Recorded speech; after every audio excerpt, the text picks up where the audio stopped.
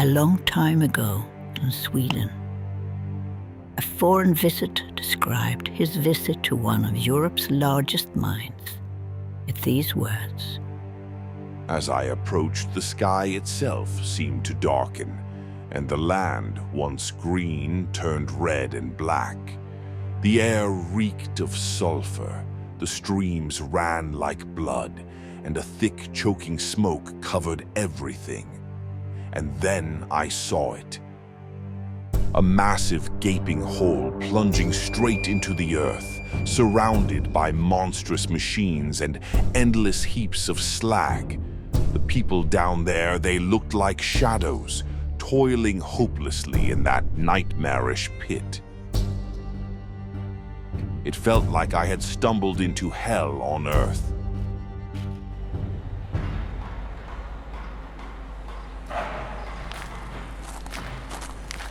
In this desolate, unforgiving land, two brothers, Gustav the elder and Hans the younger, worked in the depths of the mine. One night during a late shift, a feared legend came true. This is their story.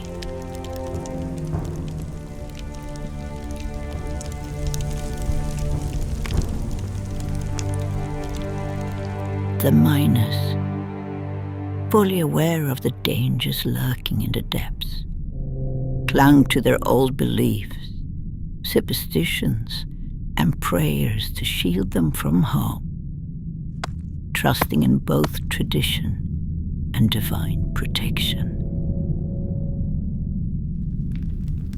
The work was grueling. The dark tunnels seemed endless. This time, during their late shift, deep within the mine, something unexplainable happened.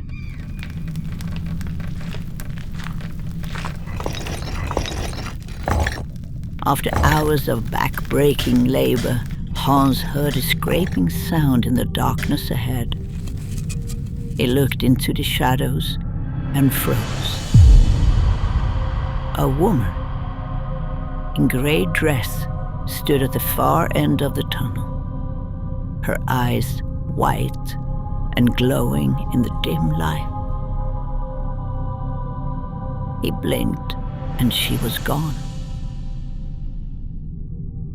Hans felt a chill run down his spine, but he kept quiet, unsure of what he had seen.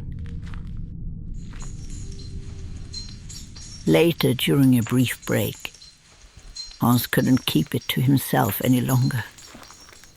He whispered to Gustav about what he had seen. I think I saw the Gruvrå. She was dressed in grey. But the foreman heard Hans whisper, dismissing it as foolishness. You're young, Hans. Your mind playing tricks with you. The other men overheard the conversation and exchanged uneasy glances. The woman had been dressed in grey, not black, and that, at least, was a small relief. Perhaps she's telling us where to dig next. One of the older miners, deep in thought, suggested they offer a gift to the woman, the Gruvrå. At least she was dressed in grey, not black. Should we offer a gift to her? They had been struggling to find a new vein of ore, and management were growing impatient. The bosses are getting impatient. If we don't find something soon, they'll push us deeper into the mine. The men gathered what little they had. Small, insignificant items, as they were poor and owned nothing of real value. The oldest miner eyed the meager offering with concern. This won't satisfy her. It might just anger her. Doubt spread among the group. Hans wasn't impressed with the scraps they had managed to collect, and the offering was insufficient.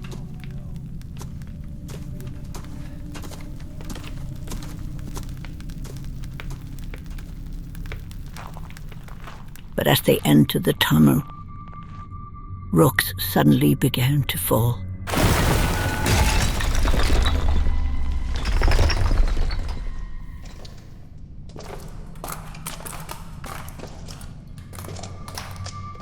Cave-ins were a constant threat, and every miner knew the risk all too well.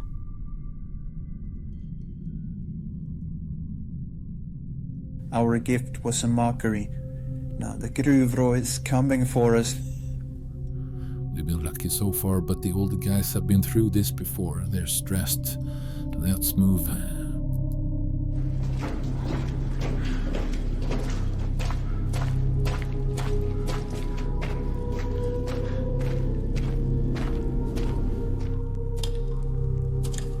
As they neared a narrow passage, they all saw her, the Gruvrå. Now in black, her presence undeniable. Fear gripped the men.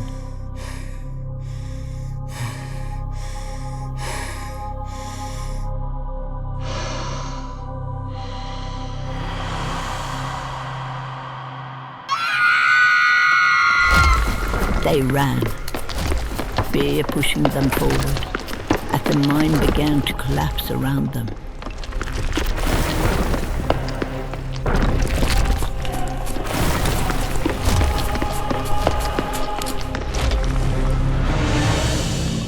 Ahead lay the most dangerous part of their escape, a narrow wooden bridge spanning a deep chasm.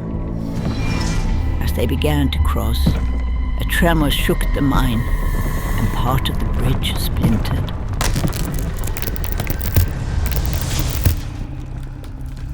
They froze, watching in horror as their friend disappeared into the abyss below. Their eyes locked on the shattered bridge. Behind them, they could hear the screams of those trapped by the cave-in.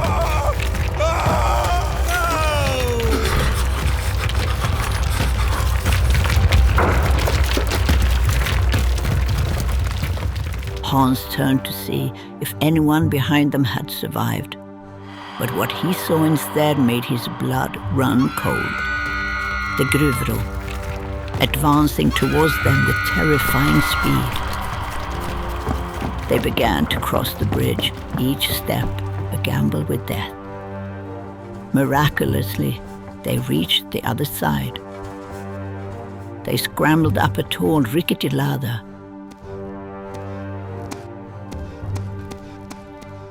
Gustav, Hans, and the foreman reached the final stretch of the tunnel, the exit just ahead.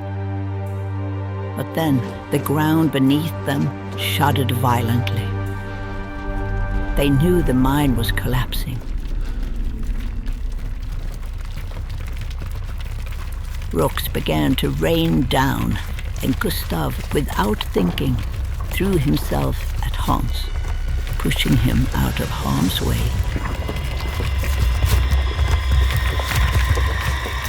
Hans fell hard, the impact knocking the wind out of him. In the swirling dust, he caught sight of the Gruvrå, standing still, watching the destruction. She turned to Hans, her eyes meeting his in a moment of shared sorrow. Then she vanished.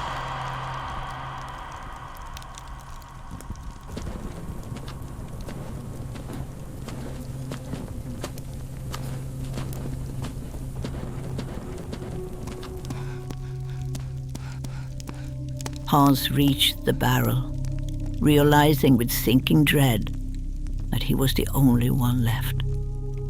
Despair gripped him as he clung to the barrel, feeling it slowly pull him towards the surface.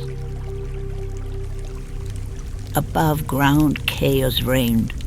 Several shafts had collapsed. Hans sat down, exhausted and grief-struck, watching as people rushed around.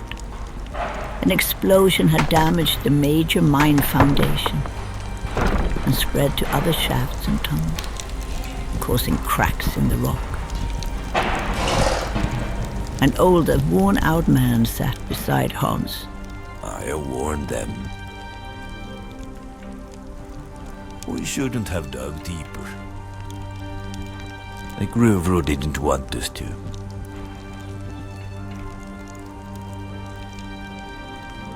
Now good men are gone.